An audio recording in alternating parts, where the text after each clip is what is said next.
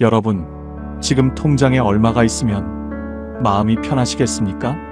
한번 솔직하게 숫자를 떠올려 보세요. 1억입니까? 3억입니까? 5억입니까? 그 숫자를 떠올리는 순간 혹시 가슴이 쿵 내려앉지 않으셨습니까? 그 숫자가 없기 때문에, 혹은 그 숫자가 있어도 여전히 불안하기 때문에. 오늘은 70대 이후에 통장에 얼마의 돈이 있으면 충분한지, 당장 여러분이 준비해야 할 3가지에 대해서 확실히 알려드리겠습니다. 끝까지 들으시면 이 모든 해답을 알게 되실 겁니다. 심리학에서 흥미로운 실험을 하나 했습니다. 사람들에게 노후에 얼마가 있으면 충분하겠냐고 물었습니다. 그랬더니 거의 모든 사람이 지금 가진 것보다 딱 2배쯤 더 있으면 충분할 것 같다고 답했습니다. 1,000만 원 있는 사람은 2,000만 원, 1억 있는 사람은 2억, 5억 있는 사람은 10억. 그런데 그 2배를 가진 사람에게 다시 물으면 또 2배를 말합니다. 이 실험은 미국, 유럽, 아시아 여러 나라에서 반복됐는데 결과가 놀랍도록 똑같았습니다.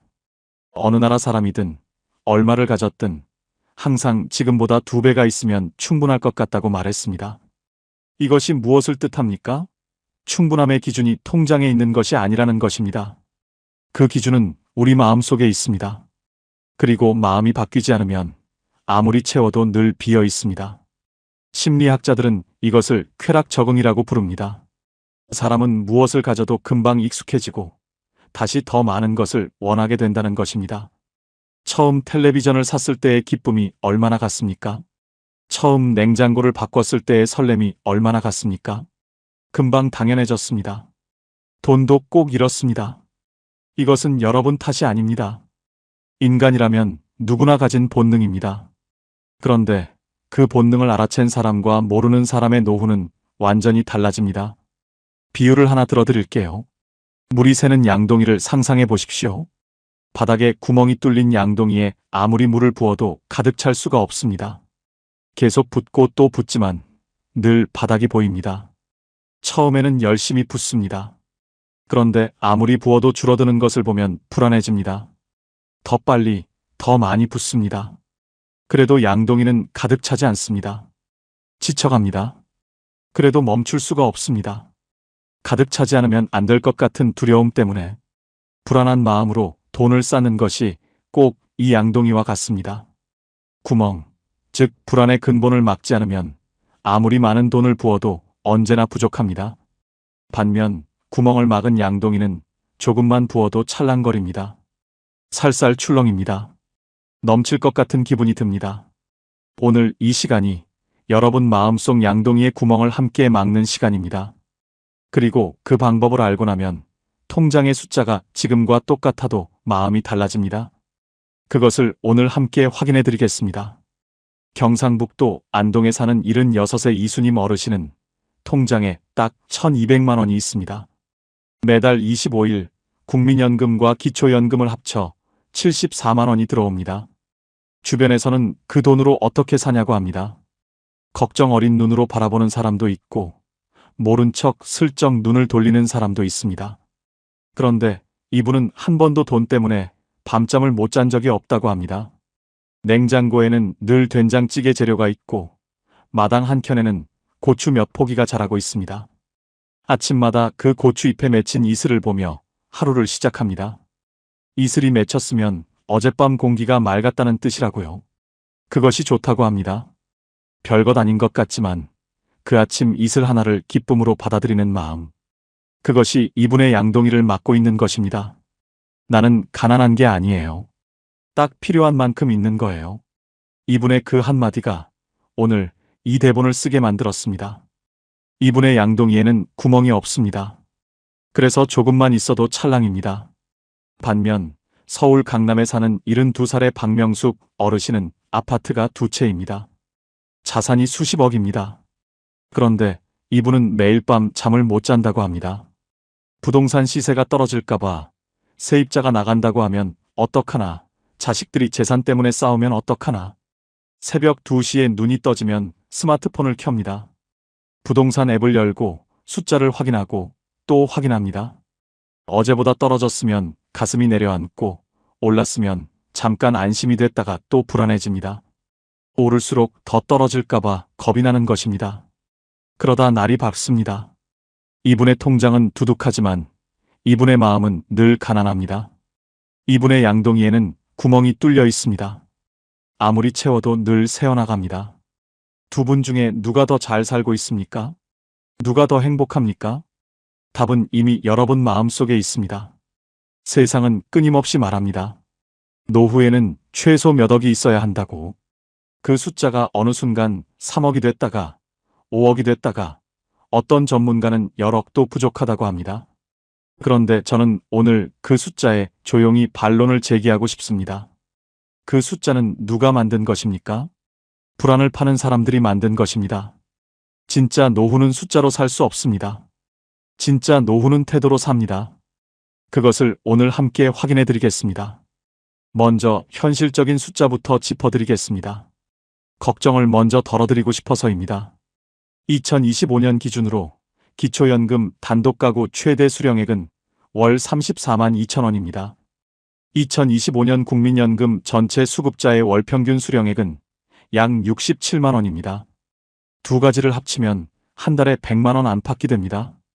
국민연금을 20년 이상 꾸준히 납입하신 분들은 평균 112만 원을 받고 계십니다. 여기서 중요한 것 하나. 기초연금은 신청해야만 받을 수 있습니다. 자동으로 들어오지 않습니다. 모르고 못 받으시는 분들이 아직도 많습니다. 아직 신청을 안 하셨거나 주변에 안 하신 분이 있다면 지금 당장 읍면동 주민센터나 국민연금공단 전화 1355로 문의해 보세요. 2026년부터는 단독가구 선정 기준액이 247만 원으로 더 올라갔습니다. 더 많은 어르신들이 받을 수 있게 된 것입니다. 이것은 여러분의 권리입니다. 평생 이 나라를 위해 일하고 세금을 내고 자식을 키워 사회에 내보낸 것에 대한 당연한 응답입니다. 부끄러운 것이 아닙니다. 당당하게 받으셔도 됩니다. 보건복지부 노인실태조사에 따르면 혼자 사는 어르신의 한 달 실제 생활비는 평균 80만 원에서 100만 원 사이입니다. 연금과 기초연금을 합친 금액으로 기본 생활이 가능한 범위입니다. 여기에 비상금으로 1천만 원에서 1,500만 원 정도가 있다면 예상치 못한 의료비나 갑작스러운 지출도 충분히 감당할 수 있습니다. 이것이 현실적인 안전선입니다. 어떠십니까? 생각보다 높지 않으시지 않습니까? 그런데도 왜 우리는 늘 부족한 느낌이 드는 것일까요? 그것이 바로 오늘 이야기의 핵심입니다. 이제 그 답을 찾으러 함께 가보겠습니다. 그 답을 찾기 위해 200년 전 독일의 한 철학자를 만나보겠습니다. 아르투어 쇼펜하우어는 말했습니다. 돈은 바닷물과 같다. 마시면 마실수록 목이 더 마르다.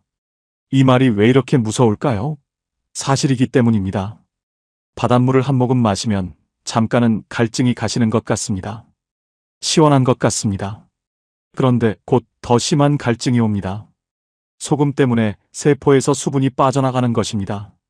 또 한 모금을 마시면 더 마시고 싶어집니다. 결국 바닷물을 아무리 마셔도 갈증은 해결되지 않습니다. 오히려 심해집니다. 마시면 마실수록 죽음에 가까워집니다. 돈이 꼭 이렇습니다. 1,000만 원이 있으면 2,000만 원이 갖고 싶고 2,000만 원이 있으면 5,000만 원이 갖고 싶어집니다. 그 욕망에는 끝이 없습니다. 쇼펜하우어는 욕망을 채우는 것으로는 절대 행복해질 수 없다고 했습니다. 욕망을 줄이는 것만이 유일한 출구라고요. 이것이 가난을 미화하는 말이 아닙니다. 욕망의 노예가 되지 말라는 200년을 건너온 따뜻한 경고입니다. 여러분 주변에 이런 분 보신 적 있으십니까? 돈이 아무리 많아도 늘 부족하다고 하는 사람. 자식이 잘 되어도 더 잘 되길 바라고 집이 있어도 더 넓은 집을 원하는 사람. 그 사람이 불행한 것은 가진 것이 적어서가 아닙니다. 욕망이 멈추지 않기 때문입니다. 심리학에서는 이것을 이렇게 설명합니다.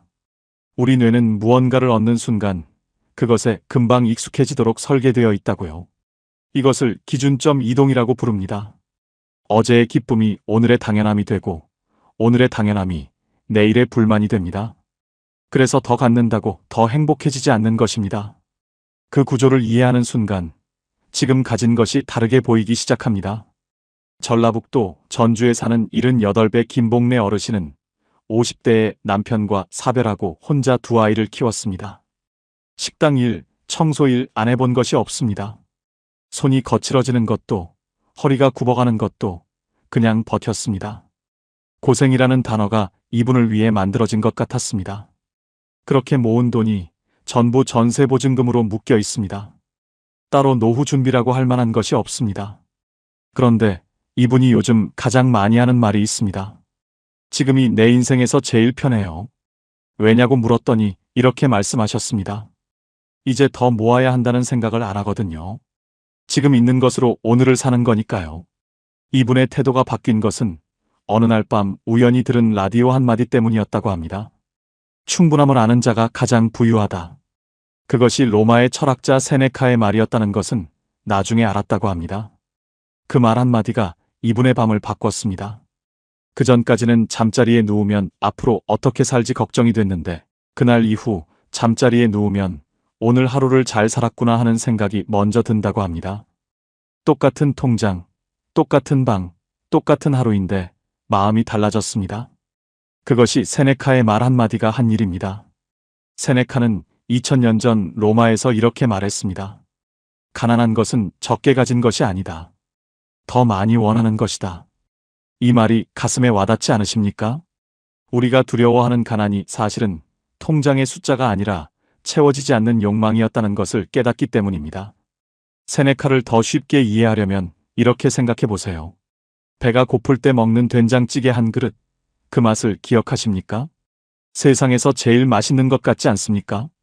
뚝배기에서 보글보글 끓는 그 소리, 김이 모락모락 올라오는 그 냄새, 첫 숟가락을 떴을 때 혀끝에 닿는 그 따뜻함. 그런데 배가 부를 때는 아무리 비싼 음식도 별로입니다. 된장찌개가 달라진 것이 아닙니다. 마음이 달라진 것입니다. 배고픔이 맛을 만드는 것처럼 충분함을 아는 마음이 행복을 만듭니다. 지금 있는 것에서 맛을 찾는 사람이 가장 부유한 사람입니다. 세네카는 그 마음을 내면의 요새라고 불렀습니다. 누구도 빼앗을 수 없는 것, 돈이 없어도 빼앗기지 않는 것, 전쟁이 나도 경기가 나빠져도 주식이 떨어져도 빼앗기지 않는 것. 여러분 안에도 그 요새가 있습니다. 평생 버텨온 그 마음이 바로 그 요새입니다. 그 요새는 이미 지어져 있습니다. 여러분이 살아온 세월이 그것을 지었습니다. 혹시 이런 생각을 해보신 적이 있으십니까? 옆집은 돈이 얼마나 있을까? 친구는 자식한테 용돈을 얼마나 받을까? 나는 왜 저것도 없고 이것도 없을까? 그 생각이 드는 순간 마음이 갑자기 초라해지는 느낌. 그 느낌을 아십니까? 모임에서 누군가의 이야기를 듣고 집에 돌아오는 길이 왠지 무거운 느낌. 그것은 현실이 바뀐 것이 아닙니다. 비교라는 렌즈가 현실을 왜곡한 것입니다. 심리학에서는 이것을 사회적 비교 이론이라고 합니다. 그 사람은 자신의 상황을 절대적으로 평가하는 것이 아니라 늘 남과 비교해서 평가한다는 것입니다. 그래서 아무리 좋은 것도 더 좋은 것과 비교하면 나빠 보이고 아무리 부족한 것도 더 부족한 것과 비교하면 충분해 보입니다. 비교의 대상이 바뀌면 똑같은 통장 잔액이 완전히 다르게 느껴집니다. 비유를 들어드릴게요. 같은 키인데 큰 사람 옆에 서면 작아 보이고 작은 사람 옆에 서면 커 보입니다. 내 키는 변하지 않았습니다. 누구 옆에 서느냐가 달라졌을 뿐입니다. 비교를 끊는다는 것은 이 옆 사람을 없애는 것이 아닙니다. 내 키를 내 기준으로 보는 것입니다. 세네카는 이것을 이렇게 말했습니다. 남을 보느라 자신을 잃지 마라. 내가 얼마를 가졌는가가 아니라 내가 오늘을 어떻게 살고 있는가. 그것이 진짜 질문입니다. 충청남도 공주에 사는 75세 윤정순 어르신은 요즘 매달 생활비를 스스로 계획합니다. 거창한 것이 아닙니다. 작은 공책에 손으로 씁니다. 이번 달에는 된장 담그는데 얼마, 손주 생일 선물에 얼마, 비상금으로 얼마. 그리고 달이 지나면 그 공책을 다시 들여다봅니다. 내가 이렇게 잘 살았구나를 확인하기 위해서라고 합니다. 이분이 처음 이 공책을 쓰기 시작한 것은 돈이 걱정돼서가 아니었습니다. 어느 날 통장을 보다가 이 돈이 어디로 갔는지 모르겠다는 느낌이 들었다고 합니다. 돈이 내 손을 지나갔는데 내가 쓴 것 같지 않은 느낌. 그 느낌이 싫어서 공책에 쓰기 시작했습니다. 그리고 석 달이 지나자 달라졌습니다. 쓸 때는 몰랐던 것들이 보였습니다. 내가 이달에 손주 얼굴을 보러 갔구나. 내가 이달에 오랜 친구한테 밥을 샀구나. 내가 이달에 꽃 한 다발을 샀구나. 그것들이 숫자가 아니라 기억으로 보이기 시작했습니다. 이분의 통장 잔액은 많지 않습니다. 그러나 이분의 공책에는 매달 작은 흑자가 납니다. 돈이 남아서가 아닙니다. 쓴 것에 후회가 없기 때문입니다. 내가 선택한 것에 대해 당당한 것, 그것이 진짜 풍요입니다. 혹시 지금 통장 잔액을 볼 때마다 마음이 무거우십니까? 그 무거움이 숫자 때문입니까? 아니면 그 숫자를 바라보는 내 마음 때문입니까? 그 두 가지를 구별하는 것에서 노후의 평화가 시작됩니다. 이제 세 번째 철학자를 만날 시간입니다. 고대 그리스의 에픽테토스입니다. 이분은 노예 출신의 철학자였습니다. 아무것도 가진 것이 없었습니다. 자유조차 없었습니다. 주인이 원하면 어디든 가야 하고 주인이 원하면 무엇이든 해야 했습니다. 그런데 그 상황에서 그는 이렇게 말했습니다. 내가 통제할 수 없는 것에 마음을 쓰지 마라. 내가 통제할 수 있는 것에만 집중하라. 노예가 통제할 수 없는 것은 너무나 많았습니다. 어디서 살지, 무엇을 먹을지, 내일 어떻게 될지. 그런데 그가 통제할 수 있는 것이 있었습니다. 지금 이 순간 어떤 마음을 가질지, 어떤 생각을 할지, 어떤 태도로 살지. 그것만큼은 누구도 빼앗을 수 없었습니다. 이것을 쉽게 이해하려면 이렇게 생각해 보세요. 텃밭에 씨앗을 심었습니다. 비가 올지 안 올지, 바람이 불지 안 불지, 그것은 내가 어떻게 할 수 없습니다. 그런데 씨앗에 물을 줄지 말지, 잡초를 뽑을지 말지, 그것은 내가 결정할 수 있습니다.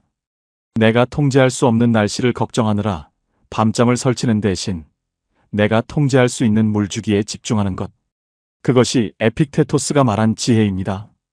노후의 돈 걱정에도 그대로 적용됩니다. 노후에 돈이 얼마 있느냐는 이미 지나간 일의 결과입니다. 지금 내가 어떻게 할 수 없는 부분이 많습니다. 그러나 지금 이 돈으로 어떻게 살 것인가, 어떤 태도로 하루를 보낼 것인가, 그것은 지금 당장 내가 선택할 수 있습니다. 그 선택이 남은 노후 전체를 바꿉니다. 에픽테토스는 노예였지만 그의 마음은 어느 황제보다 자유로웠습니다. 여러분도 그럴 수 있습니다. 그런데 여기서 현실적인 아픔을 하나 짚어야 합니다. 자식한테 손 벌리기 싫다는 마음입니다. 그 마음이 왜 생기는지 저는 잘 압니다. 평생 주는 사람으로 살았는데 받는 사람이 되는 것이 낯설고 부끄럽습니다. 자식한테 뭔가 부탁을 하려다가 그냥 말을 삼킨 적이 있으십니까? 복지관에서 무언가를 받으려다가 창피한 것 같아서 발길을 돌린 적이 있으십니까? 그 마음이 어디서 오는지 저는 잘 압니다. 그런데 심리학자들은 이것을 이렇게 설명합니다. 오랫동안 주는 역할을 해온 사람이 받는 역할로 전환될 때 자존감에 깊은 상처를 받는다고요. 그 상처가 복지 서비스를 거부하게 만들고 필요한 도움도 요청하지 못하게 만든다고 합니다. 그러나 이것만큼은 분명히 말씀드리겠습니다. 자식한테 손 벌리는 것과 내가 마땅히 누려야 할 권리를 누리는 것은 전혀 다른 이야기입니다. 2026년 기준 기초연금 단독가구 선정 기준액이 247만 원으로 올랐습니다. 더 많은 어르신들이 받을 수 있게 됐습니다. 동네 복지관에서 점심을 드시는 것도, 노인 맞춤 돌봄 서비스를 이용하시는 것도 창피한 일이 아닙니다. 에픽테토스는 말했습니다. 존엄은 가진 것에서 오는 것이 아니라 자신이 옳다고 생각하는 것을 당당하게 행하는 데서 온다고. 당당하게 신청하는 것, 그것이 가장 현명한 선택입니다. 그리고 가장 용감한 선택입니다. 강원도 강릉에 사는 76의 최순자 어르신은 작년부터 동네 복지관에서 점심을 먹습니다. 처음에는 친구한테도 말을 못했습니다. 왠지 부끄러운 것 같아서요. 복지관 앞을 지나다가 들어갈까 말까 며칠을 망설였다고 합니다. 처음 문을 열고 들어간 날 손이 떨렸다고 합니다. 그런데 안에 들어가 보니 아는 얼굴이 있었습니다. 옆 동네 사는 어르신이었는데 환하게 웃으면서 여기 자리에 앉으라고 했다고 합니다. 그 웃음이 이분의 부끄러움을 녹였습니다. 석 달이 지나면서 생각이 달라졌다고 합니다. 복지관에서 만난 어르신들이 이분보다 훨씬 당당하게 살고 있었거든요. 거기서 친구도 생겼고 웃음도 생겼습니다. 지금 이분은 복지관 점심시간을 하루 중 가장 기다린다고 합니다. 밥값을 아끼는 게 아니에요. 사람이 생긴 거예요. 돈을 아낀 것이 아니라 삶을 얻은 것입니다. 그것이 진짜 풍요입니다.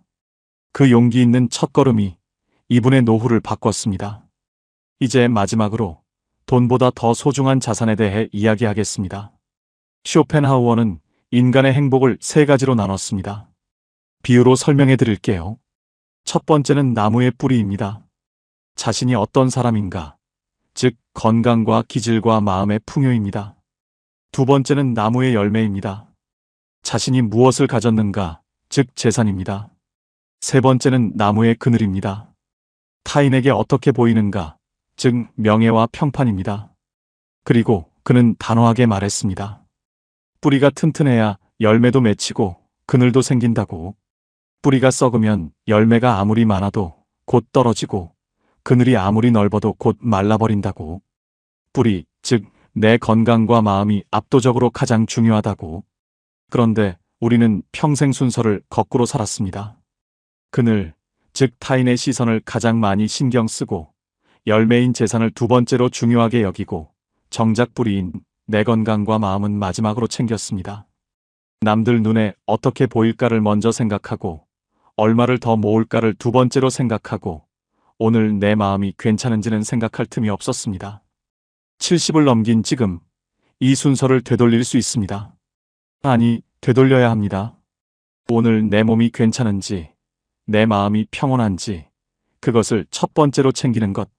그것이 남은 노후를 가장 현명하게 사는 방법입니다. 그리고 그 방법은 돈이 한 푼도 들지 않습니다. 부산 해운대에 사는 77의 장금순 어르신은 50대에 큰 사업 실패를 겪었습니다. 모든 것을 잃었습니다. 집도, 돈도, 사람들의 시선도. 함께 일하던 사람들이 등을 돌렸고 오랜 친구들도 연락이 끊겼습니다. 그때 이분이 유일하게 지킨 것이 있습니다. 매일 아침 일찍 일어나는 것, 밥을 제때 먹는 것, 그리고 하루에 한 번 바다를 보는 것. 화려한 것이 아닙니다. 거창한 것이 아닙니다. 그냥 그 세 가지였습니다. 그 세 가지가 이분을 살렸다고 합니다. 바다를 보면서 이분은 생각했다고 합니다. 저 바다는 내가 망해도 변하지 않는구나. 저 파도는 내 사정을 알지 못하는구나. 그런데 그게 오히려 위로가 됐다고 합니다. 세상이 나를 중심으로 돌아가지 않는다는 것. 그것이 서럽기도 하지만 동시에 해방이었다고 합니다. 돈은 없어도 하루를 살 수 있어요. 그런데 마음이 무너지면 하루도 못 살아요. 지금 이 어르신은 작은 원룸에 살지만 매일 새파랗게 멋진 아침 바다를 봅니다.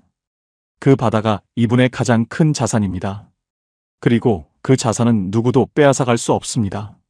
경기가 나빠져도 세금이 올라도 자식이 어떻게 해도 그 바다는 그 자리에 있습니다. 세네카는 죽기 직전 이런 말을 남겼습니다. 내가 가진 시간이 내 전 재산이다. 여러분에게도 오늘이 있습니다. 내일이 있습니다. 모레가 있습니다. 그 시간이 전 재산입니다. 그 재산을 두려움으로 채우지 마십시오. 오늘의 된장찌개 냄새로, 창가의 햇볕으로, 마당의 고추잎에 맺힌 이슬로, 잠들기 전 조용한 마음으로 채우십시오. 그것으로 충분합니다. 그것이 쇼펜하우어가 말한 뿌리이고, 세네카가 말한 내면의 요새이고, 에픽테토스가 말한 자유입니다. 자, 지금까지 함께 이야기를 나눴습니다.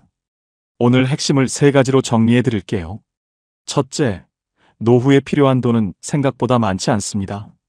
2025년 기준 기초연금 최대 월 34만 2천 원, 국민연금 평균 월 67만 원, 두 가지를 합치면 100만 원 안팎이 됩니다. 비상금 1,000만 원에서 1,500만 원이 있으면 기본 안전망은 갖춰집니다. 그리고 아직 기초연금을 신청하지 않으셨다면 이 영상을 보고 나서 바로 1355에 전화해 보십시오. 숫자에 겁먹지 마십시오. 둘째, 돈이 얼마냐가 아니라 돈을 대하는 태도가 노후를 결정합니다. 쇼펜하우어의 바닷물처럼 채우려 할수록 갈증만 커집니다. 양동이의 구멍을 막는 것, 충분함을 아는 것, 그것이 진짜 노후 준비입니다. 셋째, 돈보다 더 소중한 자산은 내 몸의 건강, 내 마음의 평온, 그리고 오늘 하루를 내가 선택하는 힘입니다. 그것은 통장에 없습니다. 지금 이 순간 내 안에 있습니다. 뿌리가 튼튼한 나무는 어떤 바람에도 쓰러지지 않습니다. 여러분 안의 뿌리를 먼저 돌봐주십시오. 이번 주 안에 딱 한 가지만 해보십시오. 지금 내가 가진 것을 종이에 써보는 것입니다. 통장 잔액이 아니어도 됩니다. 오늘 먹은 따뜻한 밥, 오늘 들어온 햇볕, 오늘 전화할 수 있는 사람 한 명, 오늘 아침 창밖에서 들린 새소리.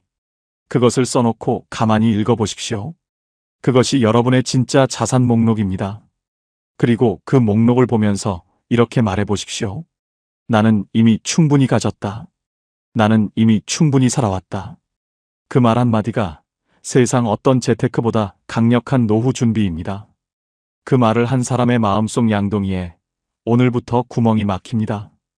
이 영상을 끝까지 보고 계신 여러분께 조용히 여쭤보고 싶습니다.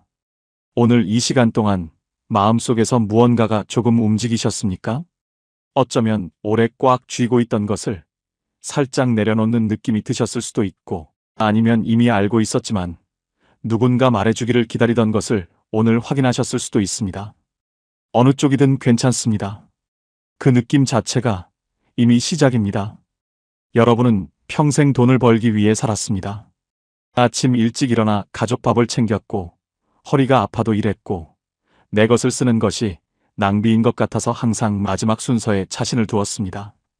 그렇게 살아온 세월이 여러분의 몸에, 손에, 눈가에 주름에 새겨져 있습니다. 그 새김 하나하나가 얼마나 소중한 것인지 어쩌면 정작 여러분 자신은 모르고 계실 수 있습니다. 그런데 오늘 쇼펜하우어가 말했습니다. 뿌리가 가장 중요하다고. 세네카가 말했습니다. 충분함을 아는 자가 가장 부유하다고. 에픽테토스가 말했습니다.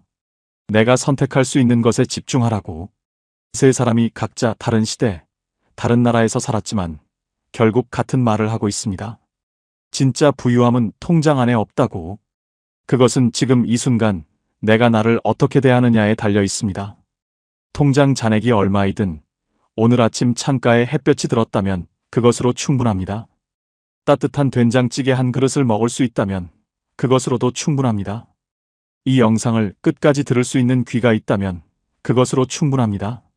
그 충분함을 아는 것, 그것이 쇼펜하우어가 말한 뿌리이고, 세네카가 말한 내면의 요새이고, 에픽테토스가 말한 진짜 자유입니다.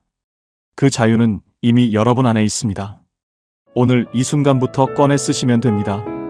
댓글로 여러분의 이야기를 들려주세요.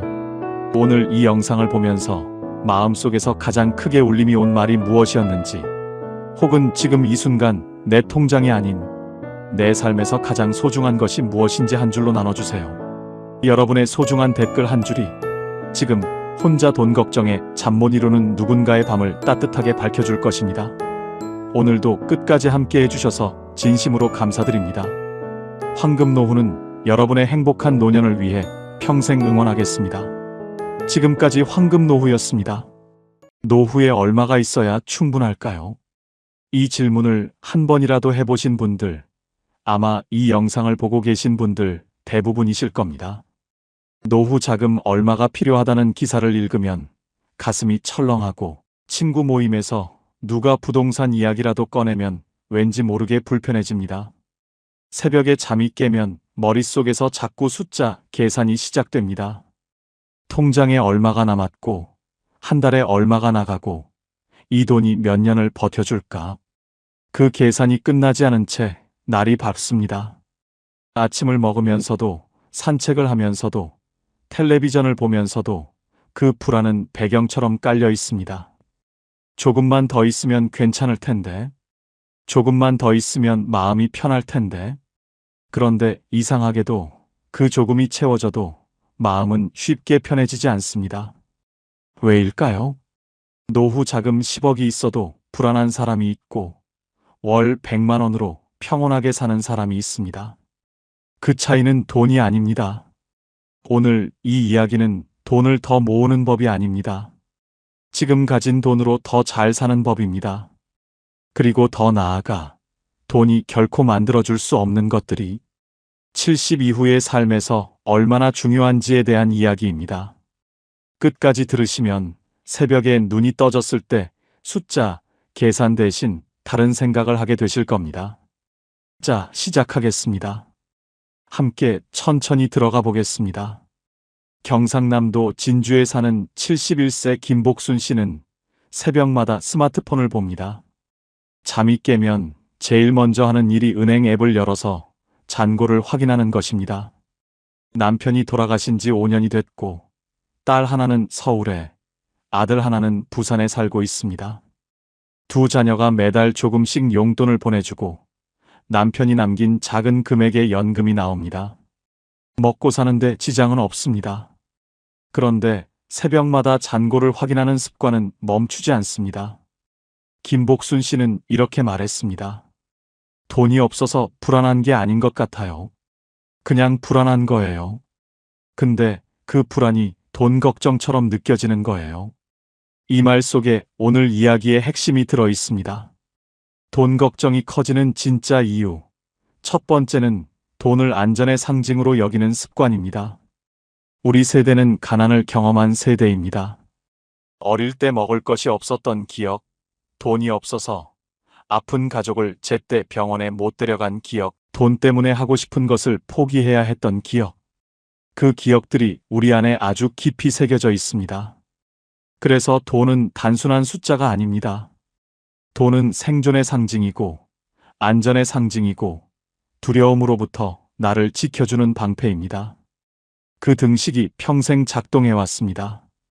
돈이 있으면 안전하고, 돈이 없으면 위험하다. 그런데 70이 넘어서도 그 등식이 그대로 작동하고 있는 것입니다. 실제로 지금 당장 굶을 처지가 아닌데도 몸속 어딘가에 새겨진 그 오래된 두려움이 새벽마다 통장 잔고를 확인하게 만드는 것입니다. 이것은 의지의 문제가 아닙니다. 평생 살아온 방식의 문제입니다. 그러나 이제는 그 등식을 조금 느슨하게 풀어볼 때가 됐습니다. 두 번째 이유는 비교에서 오는 상대적 빈곤감입니다. 절대적으로 부족한 것이 아닌데도 부족하게 느껴지는 것. 그것이 상대적 빈곤감입니다. 모임에 나가면 누군가는 해외여행 이야기를 하고 누군가는 자녀가 집을 사줬다는 이야기를 합니다. 뉴스에서는 노후 자금으로 몇 억이 필요하다는 이야기가 나옵니다. 그 숫자들과 나의 현실을 비교하는 순간 충분했던 것이 갑자기 부족해 보입니다. 오늘 아침 따뜻하게 밥을 먹었고 몸에 큰 이상이 없고 지낼 집이 있는데도 비교는 언제나 우리를 가난하게 만듭니다. 내가 가진 것을 보는 것이 아니라 내가 갖지 못한 것을 보게 만들기 때문입니다. 그리고 그 비교는 70이 넘어서도 멈추지 않습니다. 오히려 더 예민해지기도 합니다. 세 번째 이유는 미래에 대한 통제 욕구입니다. 앞으로 얼마나 더 살지 모르니까라는 말. 이 말 속에는 불확실성에 대한 두려움이 담겨 있습니다. 인간은 원래 통제할 수 없는 것을 두려워합니다. 언제 아플지, 얼마나 더 살지, 어떤 일이 생길지, 이 모든 것이 불확실합니다. 그래서 그나마 숫자로 확인할 수 있는 통장 잔고에 집착하게 됩니다. 돈이 많으면 그 불확실성을 조금이라도 통제할 수 있을 것 같은 느낌이 들기 때문입니다. 하지만 돈은 미래를 통제해주지 않습니다. 돈은 선택지를 늘려줄 뿐입니다. 그리고 진짜 불안, 즉 언젠가는 죽는다는 사실, 언제 아플지 모른다는 사실은 아무리 많은 돈이 있어도 사라지지 않습니다. 그 진실을 받아들이는 것이 돈 걱정으로부터 자유로워지는 첫걸음입니다. 네 번째 이유는 돈이 없으면 사랑받지 못할 것 같다는 두려움입니다. 이것은 많은 분들이 의식하지 못하는 감정입니다. 하지만 자식에게 짐이 될까봐 걱정하는 마음, 용돈을 받을 때 자존심이 상하는 느낌, 손자에게 용돈을 못 줄 때 느끼는 미안함. 이 모든 감정의 뿌리에는 돈 없는 나는 사랑받을 자격이 없는 것 아닐까라는 두려움이 있습니다. 그리고 이것은 우리 세대가 살아온 방식과 깊이 연결되어 있습니다. 주는 것이 사랑이고 베푸는 것이 존재의 증명이었던 시대를 살아왔기 때문입니다. 그런데 이제 더 이상 주기 어려운 나이가 됐을 때 그 역할이 흔들리면서 불안이 커지는 것입니다. 하지만 생각해 보세요.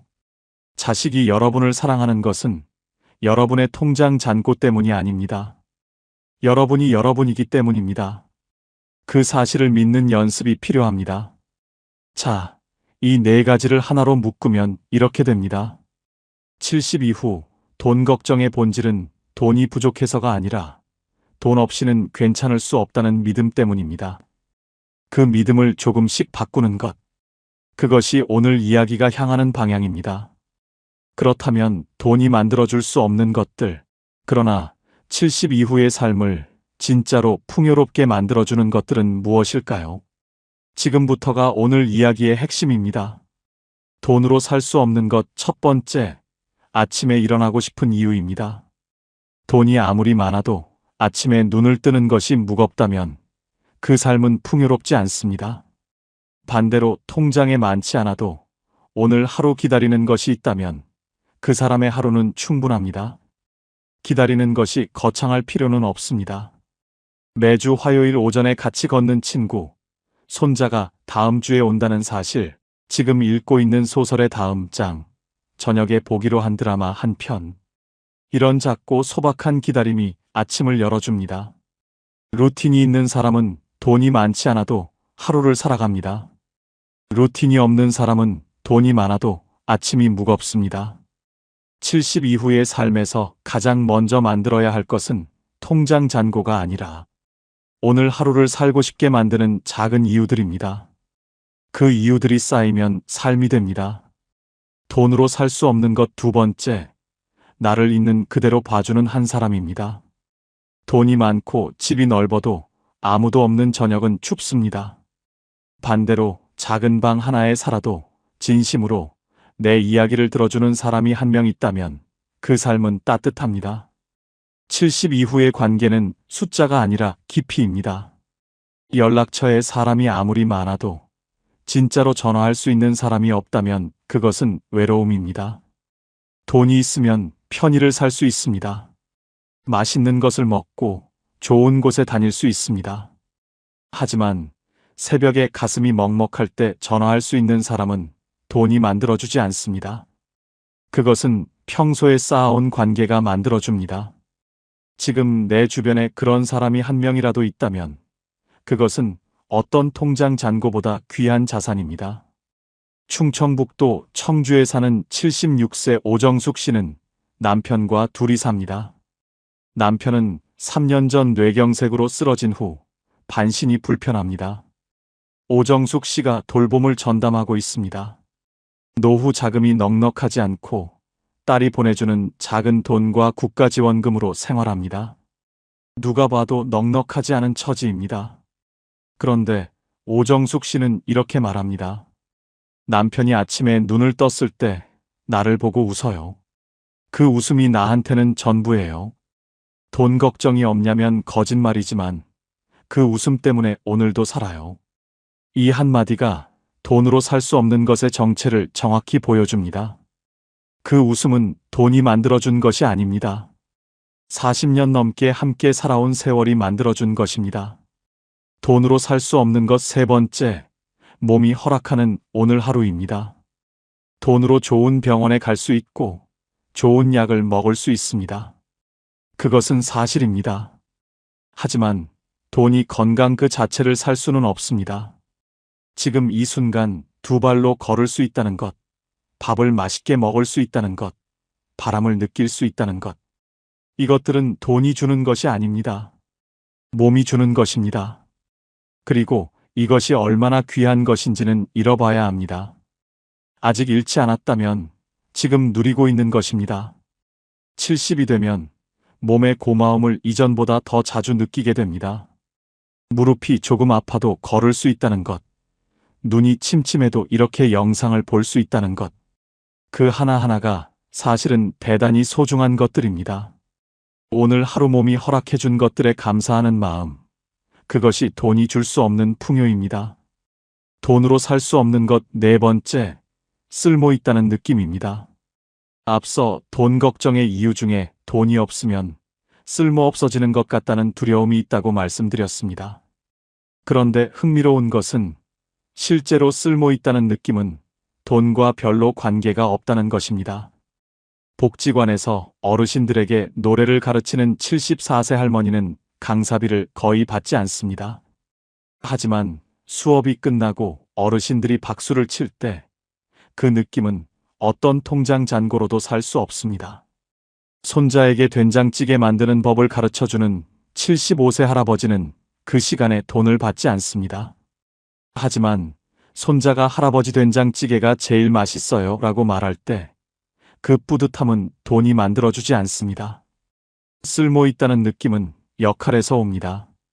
그리고 그 역할은 돈이 많아야 가질 수 있는 것이 아닙니다. 지금 내가 있는 자리에서 지금 내가 가진 것으로 누군가에게 작은 도움이 되는 것. 그것이 쓸모입니다. 돈으로 살 수 없는 것 5번째. 지금 이 순간의 평온입니다. 쇼펜하우어는 이런 말을 남겼습니다. 부는 바닷물과 같아서 마실수록 갈증이 난다고. 돈도 마찬가지입니다. 더 많이 가질수록 더 많이 갖고 싶어집니다. 1억이 있으면 2억이 있으면 좋겠고 2억이 있으면 5억이 있으면 좋겠습니다. 그 끝은 없습니다. 그러나 만족은 외부 조건이 아니라 내면의 결단에서 옵니다. 지금 이 정도면 충분하다는 결단. 그 결단이 평온을 만들어줍니다. 그 결단은 돈이 만들어주지 않습니다.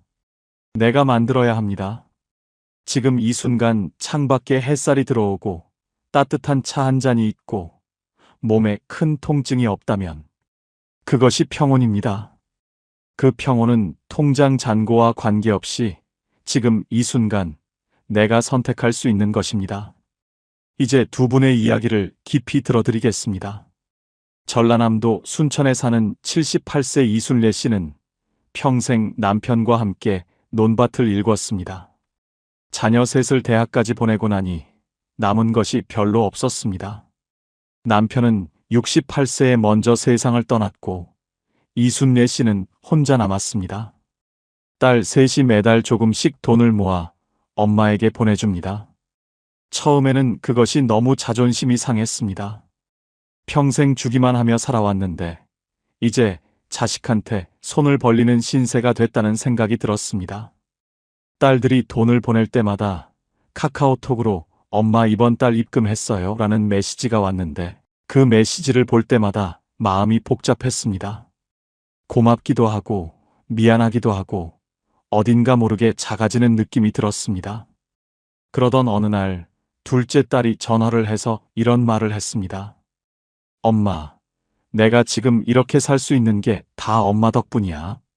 엄마가 나 낳고 키우느라 얼마나 힘들었어. 이 돈은 용돈이 아니라 내가 엄마한테 드리는 감사예요. 이순례 씨는 그 말을 듣고 한참을 울었습니다. 그냥 눈물이 났습니다. 그리고 생각이 바뀌었습니다. 내가 받는 것이 아니라 내가 심은 것을 거두는 것이라는 생각. 평생 심어온 사랑이 이렇게 돌아오는 것이라는 생각.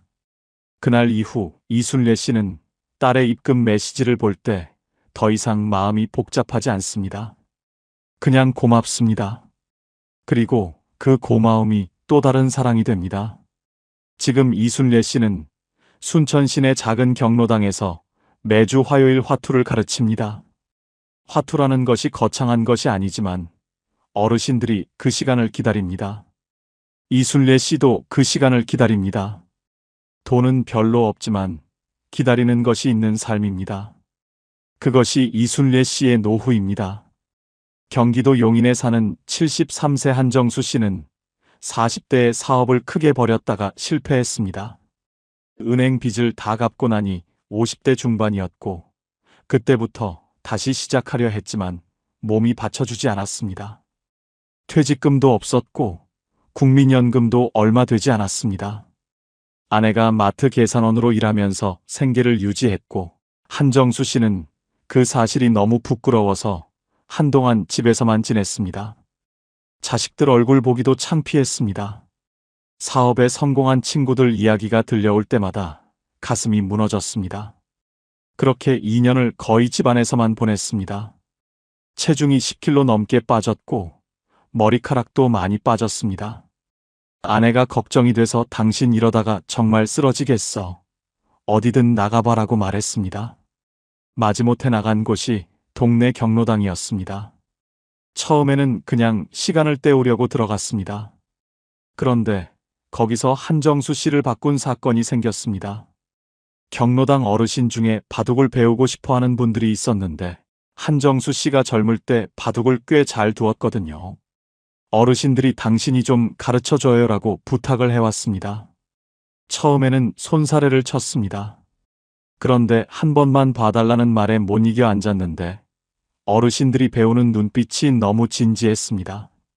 수업이 끝나고 정수 씨 덕분에 오늘 진짜 재밌었어요 라는 말을 들었을 때 한정수 씨는 오랜만에 어깨가 펴지는 느낌이 들었습니다. 그 다음 주에 또 나갔습니다. 그 다음 주에도 나갔습니다. 한정수 씨는 이렇게 말합니다. 내가 가진 게 없다고 생각했어요. 돈도 없고 직함도 없고 내세울 것도 없다고. 그런데 바둑 하나로 사람들이 나를 기다려요. 그게 얼마나 큰 건지 몰랐어요. 지금 한정수 씨는 일주일에 3번 경로당에 나갑니다.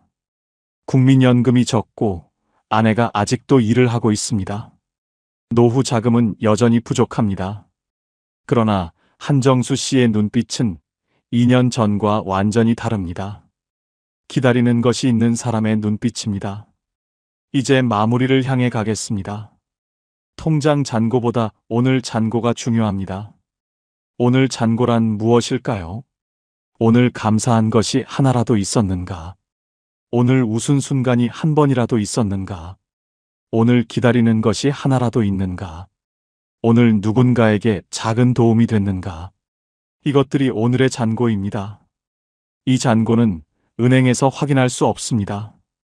하지만 이 잔고가 쌓이면 삶이 됩니다. 그리고 이 잔고는 돈이 많아야 채울 수 있는 것이 아닙니다. 지금 이 순간 어디에 있든 얼마를 가졌든 채울 수 있습니다. 돈은 삶의 도구입니다. 삶의 목적이 아닙니다. 이 문장이 쉽게 들릴 수 있습니다. 하지만 실제로 이것을 믿는 것은 쉽지 않습니다. 평생 돈을 위해 일했고, 돈 때문에 포기했고, 돈 때문에 버텼습니다. 그 삶에서 돈은 언제나 중심이었습니다. 그 습관이 하루아침에 바뀌지 않습니다. 하지만 조금씩 바꿀 수 있습니다. 오늘 새벽에 잠이 깨서 통장 잔고를 확인하고 싶을 때 대신 이것을 한번 생각해 보세요. 오늘 나는 무엇이 기다려지는가? 그 질문 하나가 불안을 조금 다른 방향으로 돌려줄 수 있습니다. 지금 당신이 가진 것을 한번 세어보세요. 통장 잔고 말고 진짜로 가진 것들을. 오늘 아침 먹은 따뜻한 밥, 지금 앉아있는 자리, 창문으로 들어오는 빛, 이 영상을 볼 수 있는 눈과 들을 수 있는 귀, 당신을 생각하는 사람이 세상 어딘가에 있다는 사실. 이것들은 돈이 만들어준 것이 아닙니다. 그러나 이것들이 없다면 어떤 돈도 의미가 없습니다. 당신은 지금 이 순간 생각보다 훨씬 많은 것을 가지고 있습니다. 단지 그것들이 통장에 찍히지 않을 뿐입니다. 그리고 지금 이 질문을 드립니다. 오늘 돈 없이도 좋았던 순간이 있었습니까? 아침 햇살이 따뜻하게 느껴진 순간, 누군가와 나눈 짧은 대화가 기분 좋았던 순간, 오랜만에 먹은 음식이 맛있었던 순간, 별 이유 없이 마음이 잠깐 가벼워진 순간. 그런 순간이 오늘 하루에 하나라도 있었다면 오늘은 풍요로운 하루입니다. 그것이 보이기 시작하면 삶이 조금씩 달라집니다. 불안이 완전히 사라지지는 않습니다. 하지만 불안보다 감사가 조금 더 커지는 날들이 늘어납니다. 그 날들이 모이면 노후가 됩니다. 돈이 만들어주는 노후가 아니라 내가 만들어가는 노후. 당신의 노후는 통장이 아니라 당신의 하루가 만들어갑니다. 이 말을 오늘 하루 한 번만 기억해 주세요. 내일 아침 눈이 떠지면 통장 앱 대신 오늘 기다리는 것 하나를 먼저 떠올려 보세요. 아주 작은 것이어도 됩니다. 오늘 점심에 먹을 것, 오후에 걷기로 한 공원, 저녁에 볼 드라마 한 편. 그 작은 기다림이 하루를 열어줍니다. 그 하루들이 쌓이면 당신의 황금 노후가 됩니다. 이제는 애쓰지 않아도 됩니다. 더 많이 가지려 하지 않아도 됩니다. 지금 가진 것으로 충분히 오늘을 살 수 있습니다. 당신은 이미 충분히 잘 살아오셨습니다. 그리고 지금도 충분히 잘 살고 있습니다. 오늘도 이 영상을 끝까지 봐주셔서 감사합니다. 황금 노후는 여러분을 평생 응원하겠습니다. 감사합니다. 한평생 가족을 위해 살았는데 나이가 들고 보니 가족과 함께 있어도 문득 외로워 눈물이 주르르 흐릅니다. 아무 이유도 없이 밥상 앞에서, 거실에서, 손자들이 떠드는 소리 속에서 내가 왜 이러나 싶어 얼른 고개를 돌리셨던 적이 있으십니까? 그게 이상한 것이 아닙니다. 함께 있다고 행복한 것이 아니기 때문입니다. 진짜 나로 살지 못할 때 사람은 사람들 속에서 가장 외롭습니다. 통계청 국민 삶의 질 보고서에 따르면 삶에 만족한다고 답한 노년층은 단 29.9%에 불과했습니다. 가족과 함께 살면서도 행복하지 않은 분들이 그 안에 얼마나 많이 계신지 모릅니다. 그런데 오늘 한 가지 놀라운 이야기를 드리려 합니다. 혼자 산다는 것이 외롭고 쓸쓸한 것이 아니라 어쩌면 인생에서 처음으로 진짜 나로 살 수 있는 시간이라는 것. 105세까지 사신 김형석 철학자 선생님이 이런 말씀을 남기셨습니다. 나는 70세가 넘어서야 처음으로 진짜 자유로워졌습니다. 비로소 나 자신으로 살기 시작했으니까요. 혼자 사는 노년이 더 축복인 진짜 이유 5가지. 끝까지 보시면 여러분의 인생관이 바뀔 것입니다. 자, 지금 시작하겠습니다. 경북 안동에 사는 이금순 씨, 올해 73살입니다. 이분의 이야기가 오늘 이 시간의 시작입니다. 남편이 세상을 떠난 것은 68살 때였습니다. 갑작스러운 이별이었습니다. 장례를 치르고 나서 텅 빈 집에 혼자 앉아있던 첫날 밤, 금순 씨는 이 집에서 혼자 어떻게 살아야 하나 막막했습니다. 아들이 달려왔습니다. 엄마, 우리 집으로 오세요. 며느리도 환영한다고 했습니다. 손자들도 할머니 온다고 좋아했습니다. 그래서 금순 씨는 짐을 쌌습니다. 그리고 아들 집으로 들어갔습니다. 처음 한 달은 괜찮았습니다. 손자들이 재롱을 부리고 밥상에 사람이 있고 집안에 소리가 있었습니다. 그런데 2달째부터 조금씩 달라졌습니다. 며느리는 착했습니다. 잘해주는 아들이었습니다. 그런데 이상하게 집안에서 금순 씨는 점점 작아지고 있었습니다. 아침에 일찍 일어나도 며느리 눈치에 부엌에 들어가기가 망설여졌습니다. 냉장고를 열 때도, 화장실 순서를 맞출 때도, 손자들 훈육 방식이 내 생각과 달라도 아무 말 못하고 속으로만 삼켰습니다. 명절에는 며느리 친정 식구들이 왔습니다. 금순 씨는 그날 자기 방에 일찍 들어갔습니다. 아들 집인데 내 방에 들어가 문을 닫고 혼자 누웠습니다. 창밖으로 웃음소리가 들렸습니다.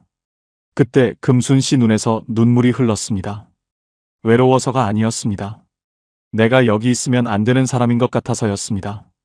그렇게 3년이 흘렀습니다.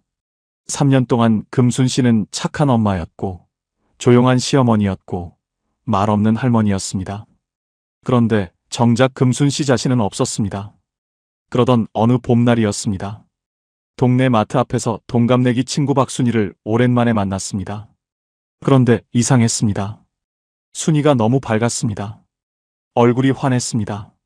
전에 알던 그 조심스럽고 수척하던 모습이 아니었습니다. 눈이 반짝였고 걸음걸이도 가벼웠습니다. 금순 씨가 물었습니다. 야, 너 무슨 좋은 일 있어? 왜 이렇게 얼굴이 좋아? 순이가 웃으면서 말했습니다. 나 혼자 살거든. 금순 씨는 순이의 이야기를 들었습니다. 처음엔 무섭고 적적했는데 지금은 아침마다 혼자 커피 한 잔 마시는 것이 세상에서 제일 행복하다고 했습니다. 자고 싶을 때 자고, 먹고 싶은 건 먹고, 보고 싶은 TV 보고, 아무도 눈치 볼 사람이 없다고 했습니다. 아들이 가끔 오면 그렇게 반가울 수가 없다고 했습니다. 멀리서 보니까 더 예뻐 보인다고 같이 살 때는 몰랐는데 혼자 살고 나서야 아들이 얼마나 소중한지 알겠다고 했습니다. 금순 씨는 그날 집으로 돌아오면서 내내 순이 얼굴이 떠올랐습니다. 저 사람이 원래 저렇게 밝은 사람이었나? 저 얼굴이 진짜 순이 얼굴이구나. 그날 밤 금순 씨는 오래 생각했습니다. 그리고 결심했습니다. 나도 한번 살아봐야겠다. 진짜 내 방식으로. 아들에게 말했습니다. 아들은 말렸습니다. 혼자 있다가 쓰러지면 어떡하냐고. 금순 씨는 짧게 말했습니다. 나 괜찮아. 걱정 말고. 그리고 작은 아파트를 구했습니다. 이사 오던 날 저녁 짐도 다 풀지 못한 채 바닥에 앉아서 금순 씨는 혼자 웃었습니다. 이상한 기분이었습니다. 아무것도 없는데 이상하게 다 있는 것 같은 기분. 그로부터 1년이 지났습니다. 지금 금순 씨는 매일 아침 7시에 일어납니다. 혼자 밥을 짓고, 혼자 먹고, 혼자 설거지를 합니다. 오후에는 동네 복지관에서 노래 교실을 다닙니다. 젊을 때부터 노래를 좋아했는데 살면서 한 번도 배워본 적이 없었습니다. 지금은 반에서 목소리가 제일 크다고 합니다. 아들이 일주일에 한 번 옵니다. 오는 날이면 금순 씨는 아들이 좋아하는 된장찌개를 끓입니다. 아들이 문을 열고 들어오면서 말합니다. 엄마, 얼굴이 왜 이렇게 좋아? 금순 씨는 웃으면서 말합니다. 나 요즘 잘 살거든. 그 말이 거짓말이 아닙니다. 진심입니다. 박순이를 마트 앞에서 만났던 그날, 금순 씨가 본 것은 친구의 얼굴이 아니었습니다. 자기가 앞으로 살 수 있는 삶이었습니다. 그리고 지금 금순 씨는 그 삶을 살고 있습니다. 자, 그렇다면 혼자 사는 노년이 왜 더 축복인지 이제 5가지 이유를 하나씩 말씀드리겠습니다. 첫 번째 이유입니다. 내 리듬으로 산다는 것. 그것이 얼마나 큰 자유인지 해보지 않은 사람은 모릅니다. 경남 통영에 사는 최봉남 씨, 올해 72살입니다. 이분은 45년을 남편의 리듬에 맞춰 살았습니다. 남편이 일찍 일어나는 사람이어서 새벽 5시에 일어나 밥을 지었습니다. 봉남 씨는 아침형 인간이 아니었습니다. 그냥 그렇게 살았습니다. 남편이 술만 마시고 들어오면 화를 내고 고집을 부렸습니다. 힘들었지만 그냥 참고 살았습니다. 자상한 말 한마디 안 해주는 사람이어서 늘 외로웠지만 그냥 그렇게 살았습니다. 45년을. 남편이 세상을 떠난 뒤 처음 혼자 맞이한 아침, 봉남 씨는 7시에 일어났습니다. 새벽 5시가 아니라 7시에 냉장고를 열어 좋아하는 나물을 꺼냈습니다. 국을 끓이지 않았습니다. 그냥 나물 몇 가지에 밥 한 공기. 밥상을 차려놓고 앉았는데 이상하게 눈물이 났다고 합니다. 슬픔의 눈물이 아니었습니다. 이게 내가 좋아하는 아침이었구나 하는 눈물이었습니다. 45년 만에 처음으로 내가 먹고 싶은 것을 내가 먹고 싶은 시간에 먹은 것입니다. 내 리듬으로 산다는 것은 단순히 편한 것이 아닙니다. 그것은 자신을 되찾는 일입니다. 누군가에게 맞추며 살다 보면 어느 순간 내가 원래 어떤 사람이었는지를 잊게 됩니다. 나는 아침형인가 저녁형인가? 나는 조용한 것이 좋은가 시끌벅적한 것이 좋은가? 나는 국을 좋아하는가 나물을 좋아하는가? 이 사소한 것들이 사실은 나라는 사람의 본질입니다. 혼자 산다는 것은 그 본질을 다시 만나는 시간입니다. 이것이 사치처럼 느껴지신다면 50년 가까이 남의 리듬에 맞춰 사신 분이라면 이제 내 리듬을 찾는 것은 사치가 아니라 회복입니다. 혹시 지금 혼자 사시면서 이 자유가 왠지 미안하게 느껴지시는 분이 계십니까? 괜찮습니다. 미안하지 않아도 됩니다. 그 자유가 바로 여러분이 오랫동안 받아야 했던 것입니다. 두 번째 이유입니다. 관계가 오히려 더 깊어집니다. 매일 보면 당연해지고 당연해지면 소중함을 잊습니다. 충북 청주에 사는 윤말숙 씨, 올해 70살입니다. 이분은 5년 전까지 딸 가족과 함께 살았습니다.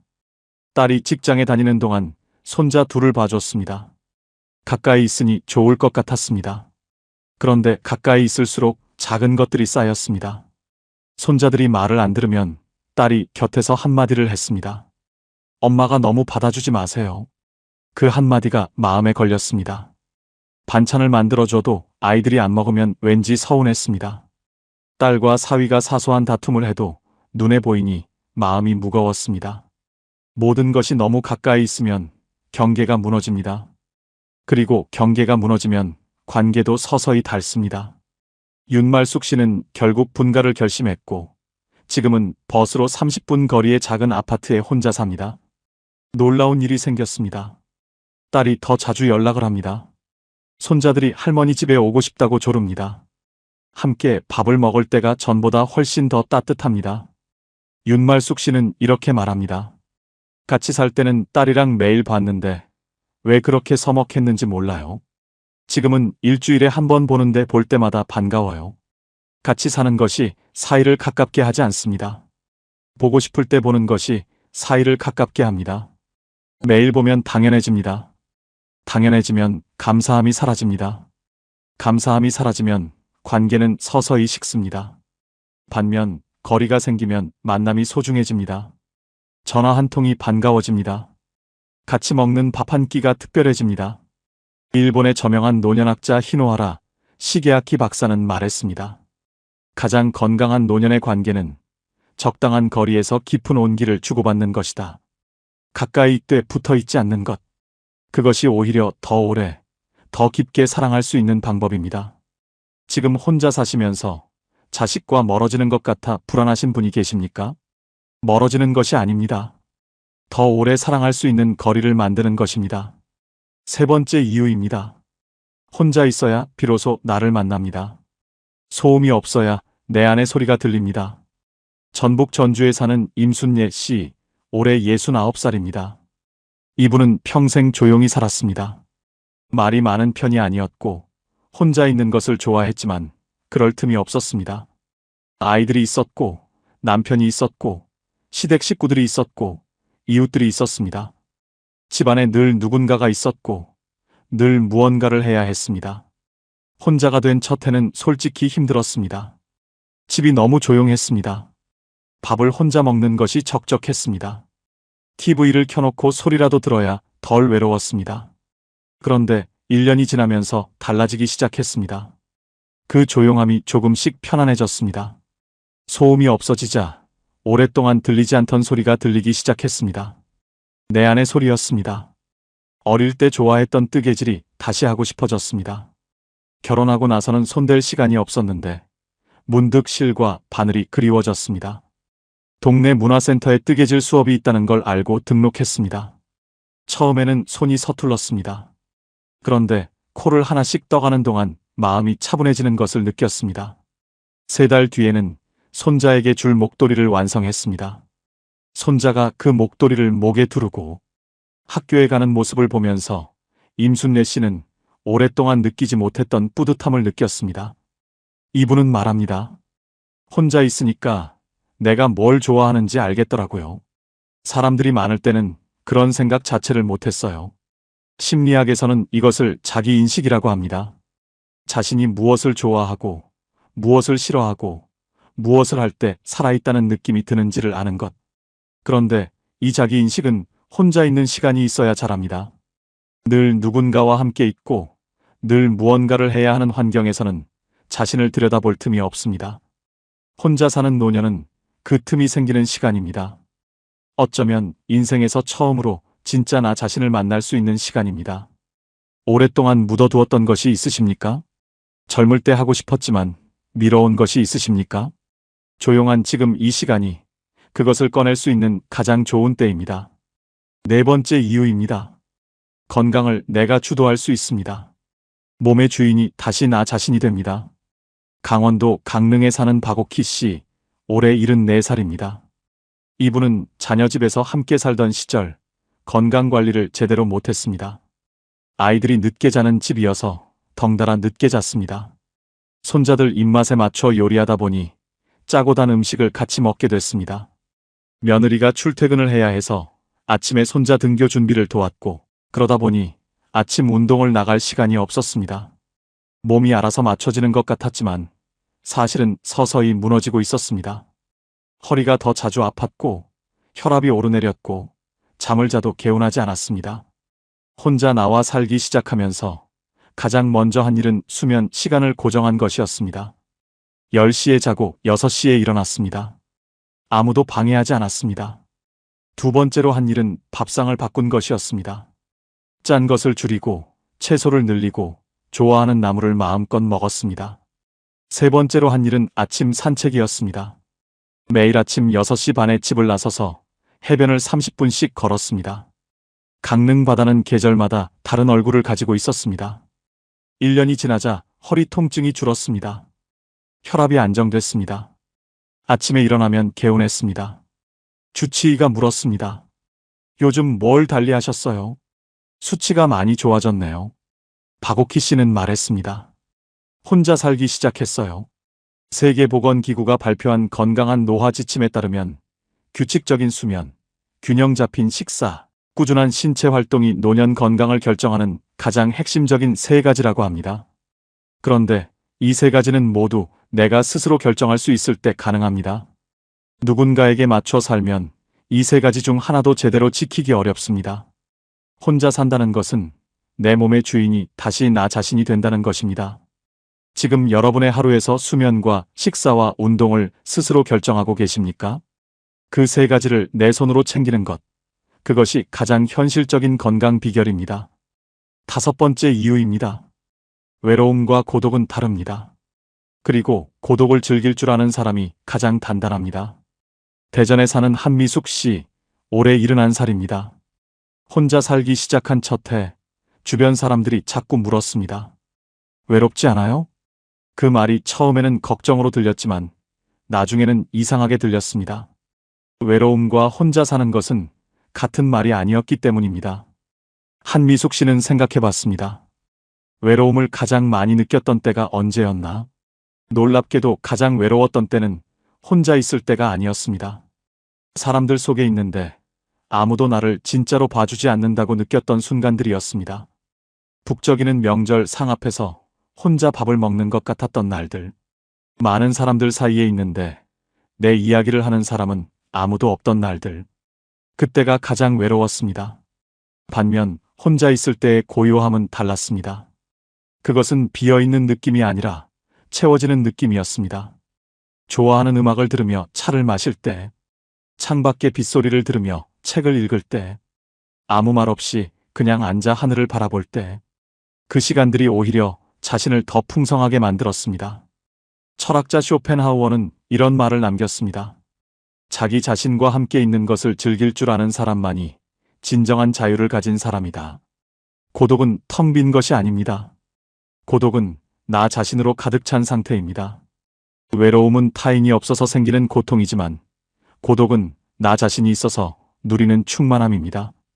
한미숙 씨는 지금도 혼자 삽니다. 그리고 이렇게 말합니다.